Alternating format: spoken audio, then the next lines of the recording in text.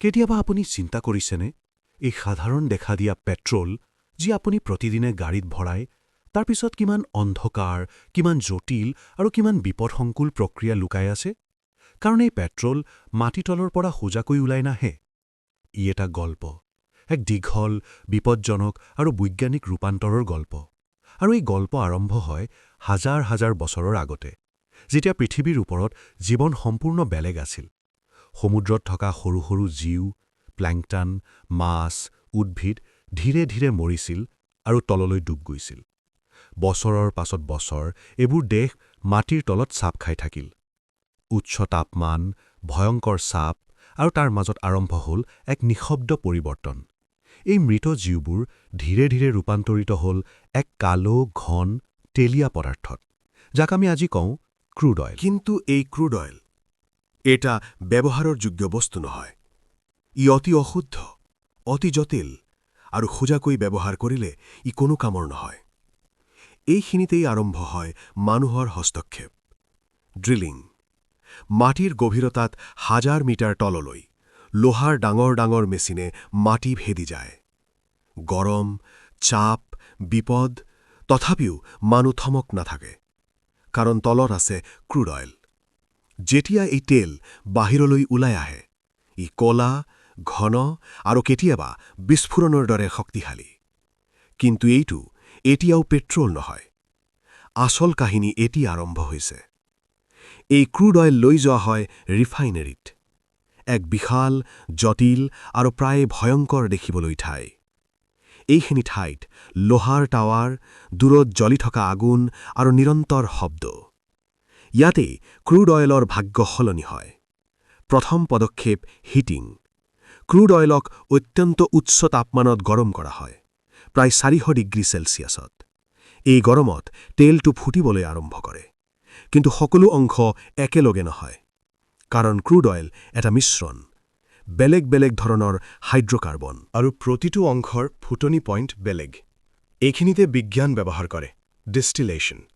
এক দীঘল টাৱাৰ, যাক কোৱা হয় ফ্ৰেকশ্যনেটিং কলম। তলত গৰম, ওপৰত ঠাণ্ডা।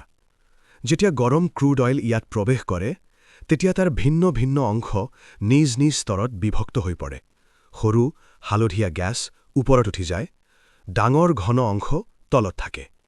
এই বিভাজনেই পেট্ৰল তৈয়াৰৰ প্ৰথম ধাপ। ওপৰৰ অংশত LPG, তাৰ তলত পেট্ৰল, তাৰ পিছত ডিজেল, তাৰো তলত হেভি অইল আৰু একেবাৰে তলত বিটুমেন। কিন্তু এতিয়াও পেট্ৰল সম্পূৰ্ণ নহয়। এইটো কেৱল আৰম্ভণি, কাৰণ এই পেট্ৰল এতিয়াও অশুদ্ধ।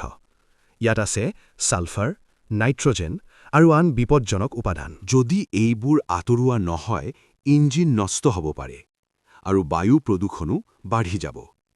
এইখিনিতেই আৰম্ভ হয় ট্ৰিটমেণ্ট প্ৰক্ৰিয়া, হাইড্ৰ'ট্ৰিটিং। এই প্ৰক্ৰিয়াত হাইড্ৰজেন ব্যৱহাৰ কৰি অশুদ্ধি আঁতৰোৱা হয়। উচ্চ চাপ, উচ্চ তাপমান আৰু কেটেলিষ্টৰ সহায়ত ছালফাৰ ভাঙি পেলোৱা হয়। এইটো এটা বিপজ্জনক প্ৰক্ৰিয়া। কিবা ভুল হ'লে বিস্ফোৰণ হ'ব পাৰে। তথাপিও এইটো কৰিব লাগিব, কাৰণ পেট্ৰল বিশুদ্ধ হ'ব লাগিব। কিন্তু কাহিনী এতিয়াও শেষ হোৱা নাই, কাৰণ সোজাকৈ ডিষ্টিলেশ্যনৰ পৰা পোৱা পেট্ৰল বহুত কম পৰিমাণত থাকে। চাহিদা বেছি।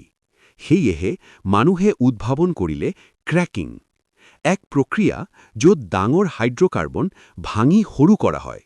ভাবক, এক ডাঙৰ শিকলি, যাক টুকুৰা টুকুৰা কৰি সৰু শিকলি বনোৱা হৈছে। এই সৰু শিকলিয়েই পেট্ৰল। এই প্ৰক্ৰিয়া দুটা ধৰণৰ, থাৰ্মেল ক্ৰেকিং আৰু কেটেলিটিক ক্ৰেকিং। বিশেষকৈ কেটেলিটিক ক্ৰেকিঙত কেটেলিষ্ট ব্যৱহাৰ কৰি প্ৰক্ৰিয়াটো ত্বৰান্বিত কৰা হয়। ইয়াত তাপমান প্ৰায় 500 ডিগ্ৰী। এক ভুল আৰু বিপদ। কিন্তু সফল হ'লে পেট্ৰল উৎপাদন বহুগুণে বাঢ়ে। এইটো এক প্ৰায় যাদুৰ দৰে, য'ত বেয়া, ভাৰী তেল হঠাতে ৰূপান্তৰিত হয় উচ্চমানৰ পেট্ৰলত। তাৰ পিছত আহে ৰিফৰ্মিং। এই প্ৰক্ৰিয়াত পেট্ৰলৰ গুণ উন্নত কৰা হয়। অক্টেন নম্বৰ বৃদ্ধি কৰা হয়, কাৰণ উচ্চ অক্টেন মানে ইঞ্জিন বেছি মসৃণ, বেছি শক্তিশালী আৰু বেছি কাৰ্যক্ষম। এইটো হৈছে আধুনিক গাড়ীৰ প্ৰাণ। কিন্তু এই সকলো প্ৰক্ৰিয়াৰ পিছতো এটা প্ৰশ্ন থাকি যায়, এই পেট্ৰল কিমান মূল্যত আহে? কেৱল ধন নহয়, প্ৰকৃতিৰ মূল্য। কাৰণ ক্ৰুড অইল খনন মাটিৰ ক্ষতি কৰে, সমুদ্ৰত স্পিল হলে জীৱন ধ্বংস হয়, আৰু ৰিফাইনাৰীত উৎপন্ন হোৱা গেছ বায়ু প্ৰদূষণ কৰে। এইটো এক দ্বন্দ্ব, এফালে উন্নতি, আনফালে ধ্বংস। মানুহে যি সৃষ্টি কৰিছে সেইটোতেই এতিয়া বিপদ লুকাই আছে। তথাপিও পৃথিৱী থমকি নাথাকে। প্ৰতিদিন কোটি কোটি লিটাৰ পেট্ৰল তৈয়াৰ হয়, গাড়ী চলে, বিমান উড়ে,